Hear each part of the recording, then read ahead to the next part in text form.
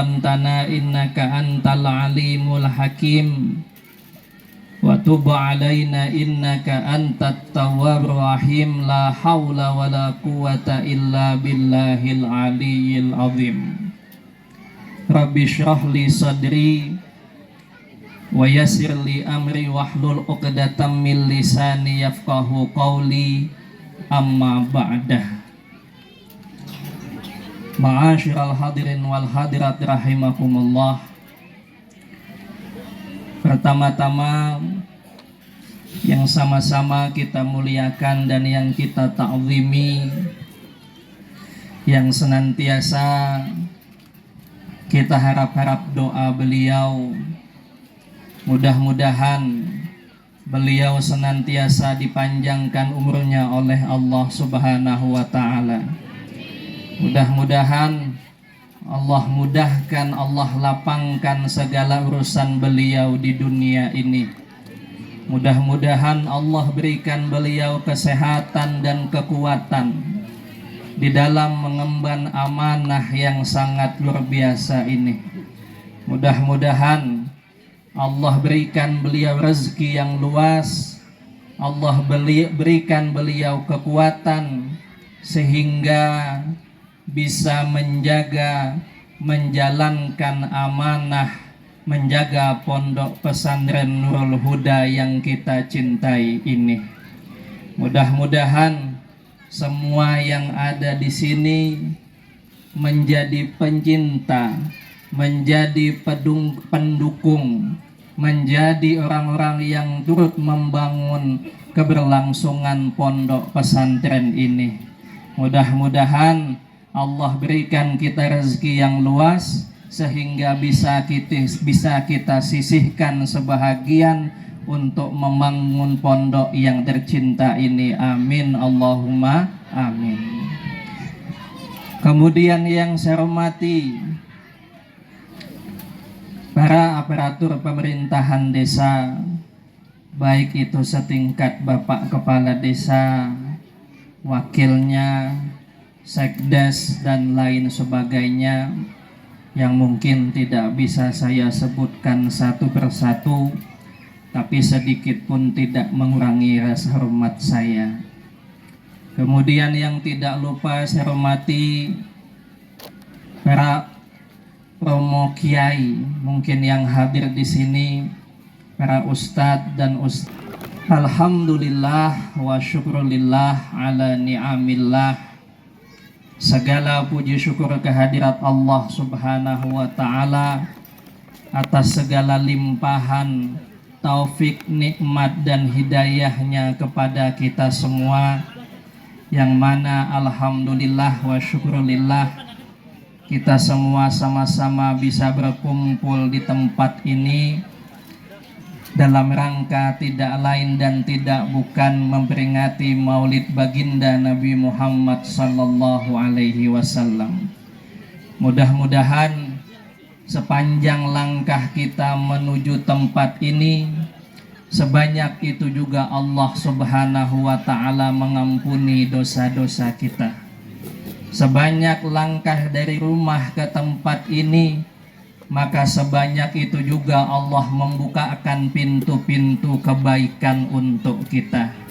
Mudah-mudahan meskipun di saat yang panas sedemikian rupa, di saat yang lapar sedemikian rupa, di saat yang letih sedemikian rupa, mudah-mudahan dengan berkat duduk di tempat ini, Allah kabulkan segala hajat-hajat kita.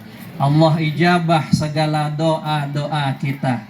Mari Bapak dan Ibu sekalian, panjatkan doa di dalam hati ibu-ibu sekalian, panjatkan doa di dalam hati bapak-bapak sekalian. Yakinlah, insya Allah berkat Rasulullah sallallahu alaihi wasallam dan dengan hak baginda Rasulullah sallallahu alaihi wasallam, apa-apa yang kita doakan di saat ini Allah kabulkan semuanya. Amin Allahumma amin. Ma'asyiral hadirin wal hadirat rahimakumullah. Para jamaah kaum muslimin dan muslimat yang dicintai oleh Allah Subhanahu wa taala.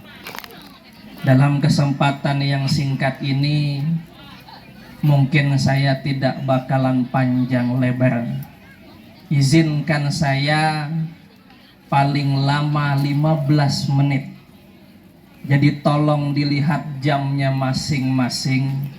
Kalau seandainya nanti sudah lewat daripada 15 menit, tolong dikasih kode. Ya, saya tidak bakalan lama-lama. Sebab kenapa saya tidak tahan di sini lama-lama? Sebab yang dipandang ini wajah-wajah kelaparan. Ya, jadi tidak bakalan lama-lama lah. Mungkin ini sudah jam 10, jam 11 kurang, ya, setengah 11 lah hitungan. Nah, hitung-hitungan nanti jam 11 sudah selesai. Amin Allahumma amin. Ma'asyiral hadirin wal hadirat rahimakumullah. Kalau berbicara tentang Maulid Nabi, ada banyak hal yang bisa kita bahas. Ada banyak pembicaraan yang mungkin butuh waktu panjang untuk menyelesaikannya. Al-Habib Umar bin Hafiz mengatakan bahwasanya baginda Rasulullah Sallallahu Alaihi Wasallam adalah salah satu tokoh yang kalau kita bicarakan itu tidak ada habis-habisnya. Yang seandainya kita tulis kitab untuk menyebutkan baginda Rasulullah, maka sampai hari kiamat pun kitab itu tidak akan habis-habisnya untuk ditulis. Dari semua baginda Rasul, semua asik untuk dibahas. Kisah hidup beliau, gaya kehidupan beliau, gaya ibadah beliau, gaya berpakaian beliau, ucapan-ucapan beliau, semuanya indah dan asyik untuk dibahas. Tapi dari sekian banyak pembahasan tentang Rasulullah, izinkan pada kesempatan kali ini saya tidak menggambarkan beliau, tapi akan saya tampilkan, akan saya ceritakan bagaimana sosok-sosok orang-orang yang disebut dengan penggilanya Nabi Muhammad Sallallahu Alaihi Wasallam. Kenapa saya perlu sebutkan hal ini? Sebab ada sebahagian dari golongan kita merasa sulit untuk meniru, meneladani, mengikuti apa-apa yang telah dilakukan oleh Rasulullah Sallallahu Alaihi Wasallam. Padahal baginda Rasulullah Sallallahu Alaihi Wasallam adalah sosok yang paling mudah, sosok yang paling ringan, sosok yang paling bisa untuk kita tiru di dalam kehidupan dunia ini. Yang pertama, saya sebutkan tokoh yang sangat mencintai dan menggilai baginda Rasulullah Sallallahu Alaihi Wasallam, yang tadi sama-sama kita baca kitab karangan beliau, yakni kitab Maulid Ad-Diya'ul Lami. Siapa yang mengarang kitab ini? Beliau adalah Habibana Al-Habib Umar bin Hafiz yang berasal daripada Tarim Hadramaut. Beliau di zaman ini, di saat sekarang ini, salah satu tokoh yang disebut oleh Syekh Syahid Ramdan Al-Buti sebagai seseorang yang meniru baginda Rasulullah Sallallahu Alaihi Wasallam secara habis-habisan. Beliau Al-Habib Umar begitu mencintai Rasulullah Sallallahu Alaihi Wasallam, bahkan dalam setiap detik beliau tidak keingin kehilangan yang namanya sunnah Rasulullah Sallallahu Alaihi Wasallam. Dikatakan beliau meskipun dakwah beliau keliling dunia, tapi ada satu hal, salah satu benda yang senantiasa dibawa beliau, yakni apa? Yang kita sebut tikar. Tahu tikar, Bu? Tikar, kalau sini apa namanya? Tikar purun. Ya, tikar purun. Sekelas Habib Umar bin Hafiz, beliau pergi kemanapun keliling dunia, senantiasa membawa satu benda yang namanya tikar. Ketika ditanya, ya Habib, kenapa kemana-mana bawa tikar? Apa jawaban beliau? Aku ingin seperti Rasulullah yang tidurnya selalu menggunakan tikar. Meskipun di hotel, meskipun ada tilam yang empuk tebalnya sekilan, tapi beliau selalu memilih untuk tidur di atas tikar. Saking ingin mengikuti sunnahnya Rasulullah Sallallahu Alaihi Wasallam. Kira-kira yang ada di sini ada tak yang masih tidur pakai tikar? Ada, Bu, ya?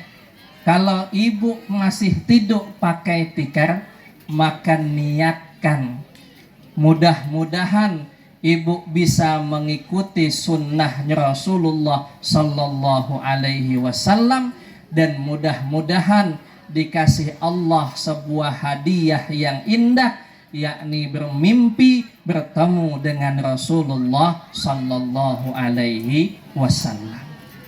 Ini tokoh yang pertama.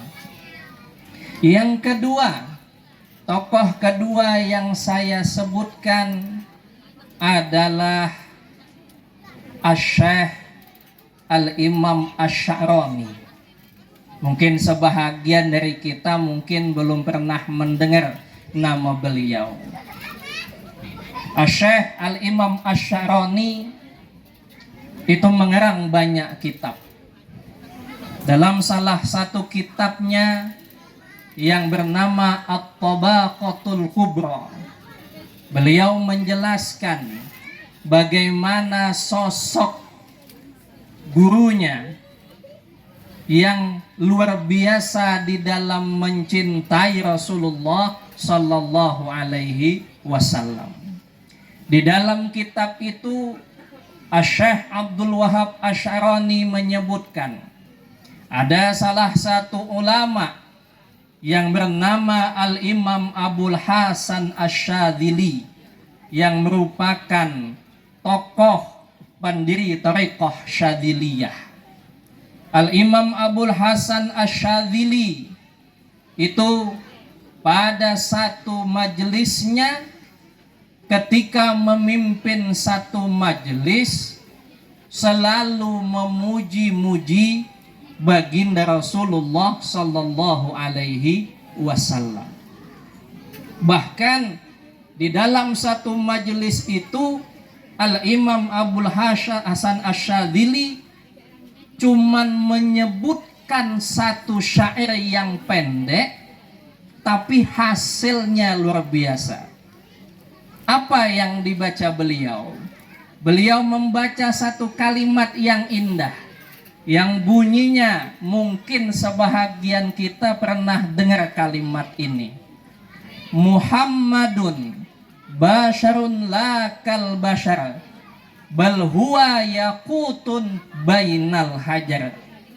Muhammad itu basyarun adalah manusia, la kal basyar akan tetapi tidak seperti manusia biasa.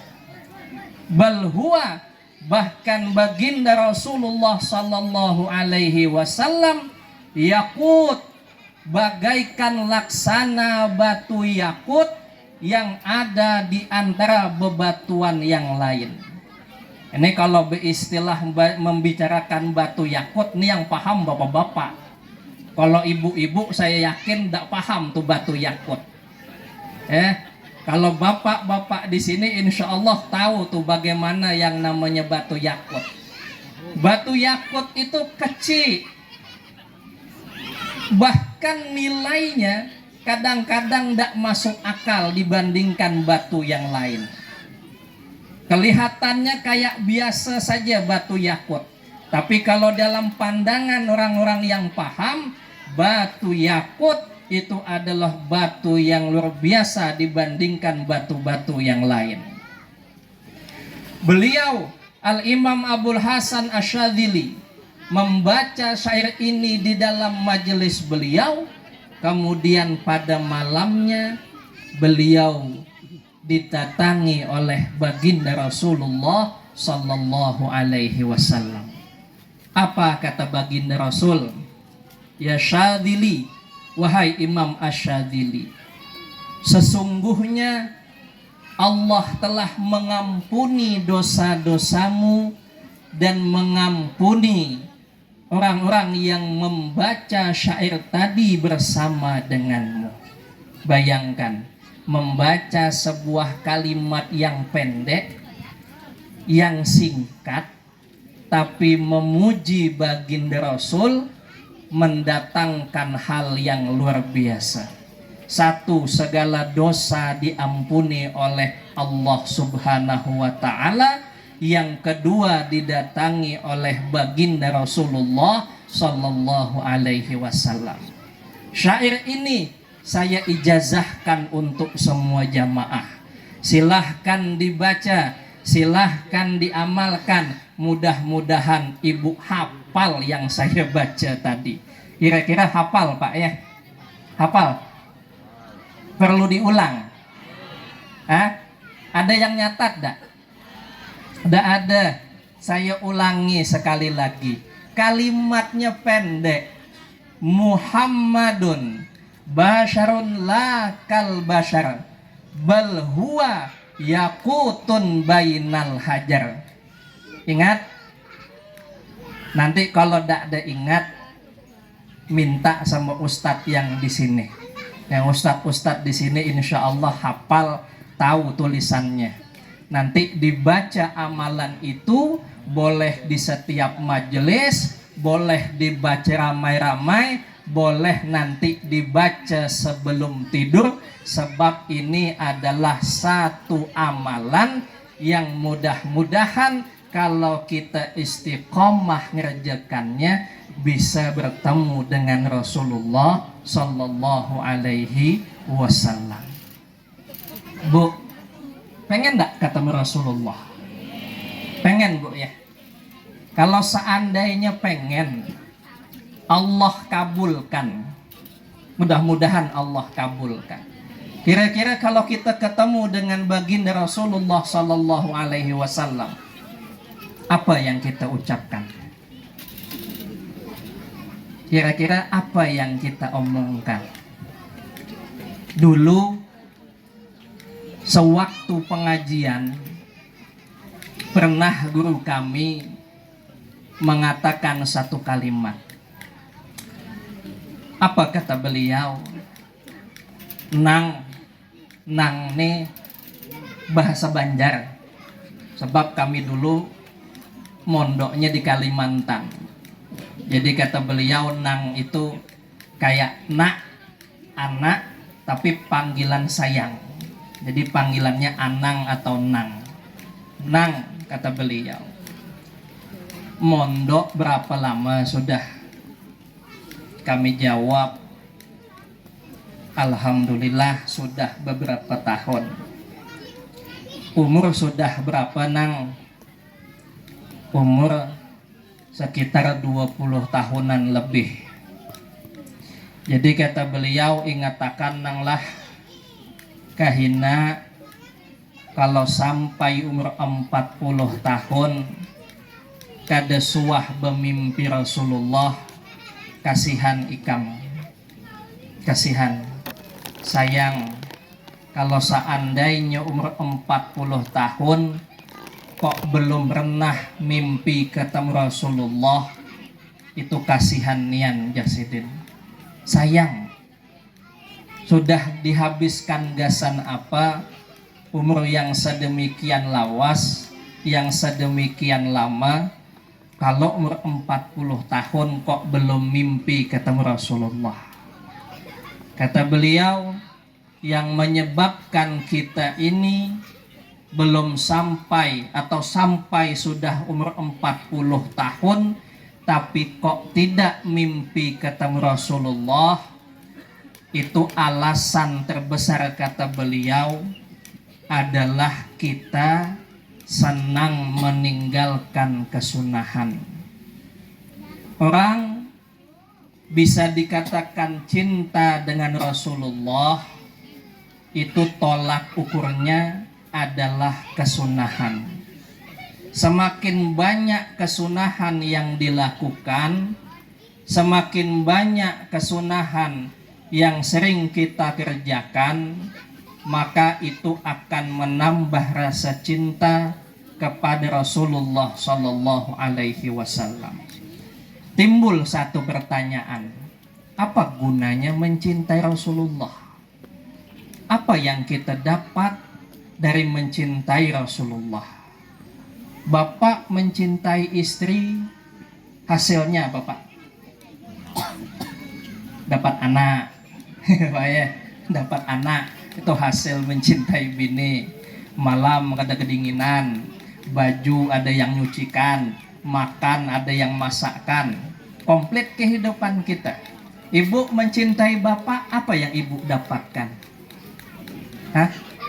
Diberi duit saban hari, bisa bertagih, bisa minta belikan emas, bisa minta belikan baju, bisa minta belikan seragam. Setiap bulan Maulid berseragam tuh. Nah, di sini aja banyak yang berseragam. Setiap bulan Maulid berubah-ubah seragam. Kemana bertagih hamun ke dalawan laki? Ya kan? Nah, ini hasil mencintai laki. Ya kan? Nah, setiap mencintai sesuatu ada dapat hasil. Nah, sekarang pertanyaannya, kalau ibu bapak mencintai Rasulullah, apa yang ibu dapatkan? Di sini ulama mengatakan yang kita dapatkan adalah indahnya kehidupan. Yang disingkat dalam satu kalimat, tukfahamu wa tughfar dzambu. Kalau ibu bapak mencintai Rasulullah, pahitnya dunia akan menjadi manis. Ada orang yang sakit tapi dihukumi sembuh alias sehat. Ada orang yang sehat tapi dihukumi sakit. Siapa ini? Orang-orang yang mencintai Rasulullah itu meskipun dia sakit tapi dihukumi sehat.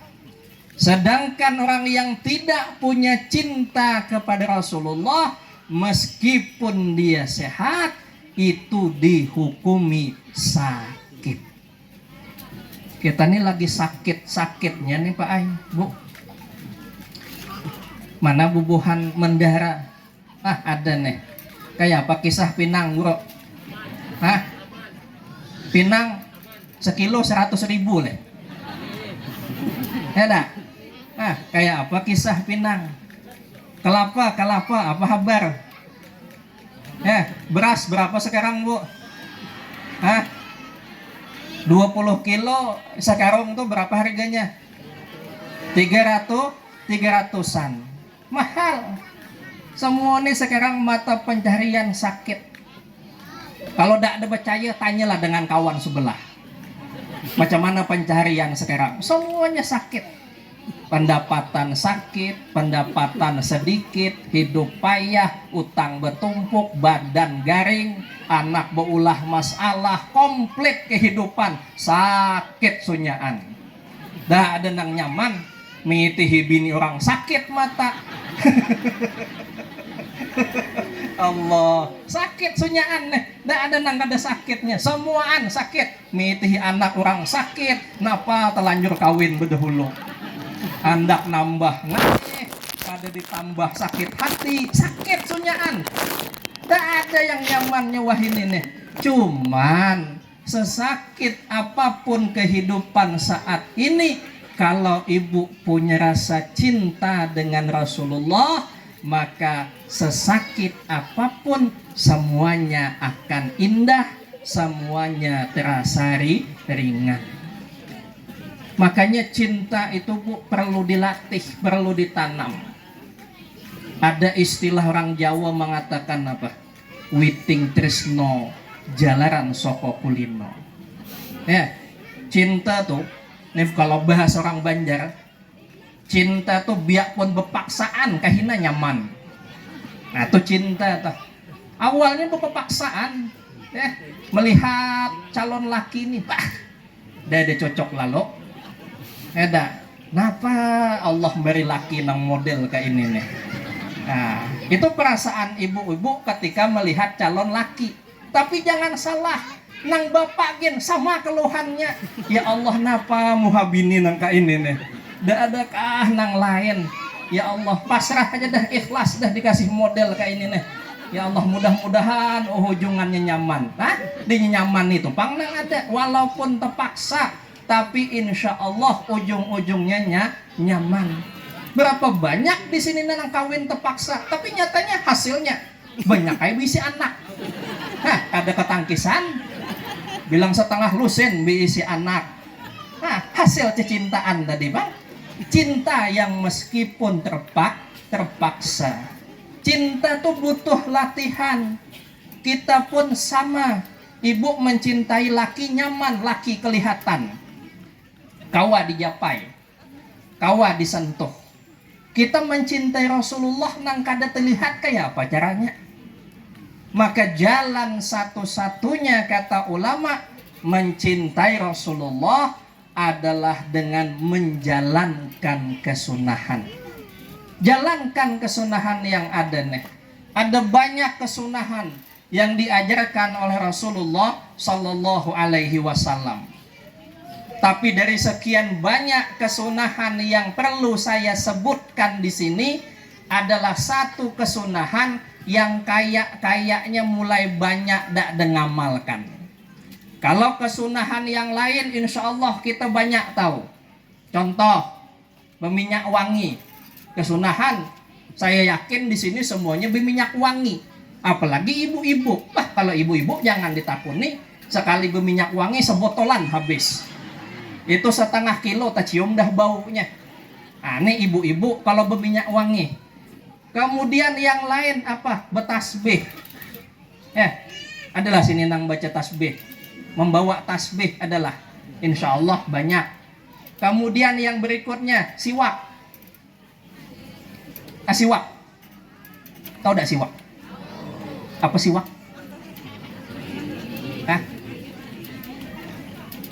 Siwak tuh apa? Sikat gigi. Lain. Kalau kata orang pembengis lain gitu. Lain. Sikat gigi lain. Siwak, sikat gigi.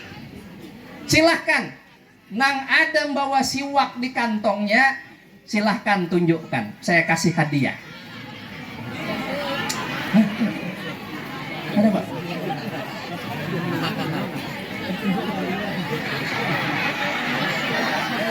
Ngentu siwak apa? Batanggung bili Bu. Siwak Bu ya. Alhamdulillah. Saya kasih hadiah. Wah tapi ini semuanya ngacung semua nih. Aduh hai. Saya kasih hadiah doa aja Bu lah. Biar adil. Soalnya mau dikasih hadiah barang sikong dijulung, sikong sakit hati. Nah saya kasih hadiah aja. Nang berisi siwak. Alhamdulillah. Itu bukti cinta kita kepada Rasulullah. Tapi tunggu dulu Bu. Jangan senang dulu. Siwak ibu panjangnya lebih dari 3 jari.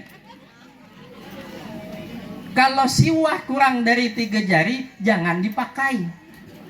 Hukumnya makruh. Ingatkan, kalau berisi siwak jangan dipotong-potong. Kecuali panjangnya semeter, ayo hak dipotong. Tapi mun panjangnya cuman sekekilan, nah kada usah dipotong. Jangan sampai siwak itu kurang dari 3 jari atau 4 jari. Kurang dari itu, kalau dipakai hukumnya makruh. Jadi usahakan senantiasa mengamalkan yang namanya siwak. Mudah-mudahan kalau ibu bapak ngamalkan siwak, ada nanti yang ibu dapatkan. Sebagai penutup, ini saya sebutkan satu kesunahan yang mungkin tidak ibu sadari dan jarang ibu pahami. Di dalam sebuah kitab disebutkan bahwasanya Rasulullah itu punya satu kebiasaan, tapi kadang-kadang tak ada disadari sama umatnya. Apa kebiasaan itu? Rasulullah itu kalau kedatangan tamu, siapapun orangnya, orang biasa ataupun orang mulia, maka Rasulullah selalu melakukan satu hal. Apa? Yakni berdiri menyambut. Ini adalah kesunahan Rasulullah. Kesunahan menyambut tamu yang datang itu jangan lagi dianggap sepele, Bu lah. Jangan dianggap sepele. Kenapa? Di dunia ini diriwayatkan ada satu orang manusia yang pangkatnya nabi, tapi dihukum oleh Allah karena tidak mau berdiri menyambut. Siapa dia? Beliau adalah Nabiullah Yusuf alaihi salam.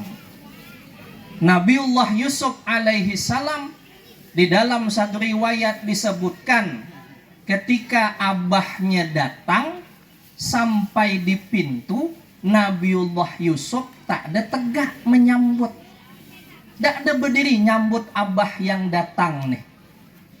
Ketika melihat Nabiullah Yusuf cuman duduk, tak ada tegak nyambut abahnya, maka Allah langsung mengutus malaikat Jibril. Apa kata Allah? Ya Yusuf, apa yang kau lakukan? Kenapa engkau tidak berdiri menyambut abahmu yang datang? Apakah engkau merasa lebih mulia, lebih hebat daripada abahmu?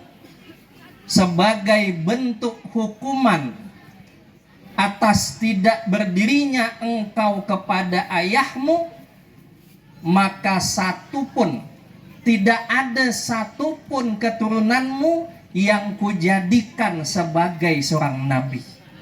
Ini ucapan Allah kepada Nabiullah Yusuf alaihi salam.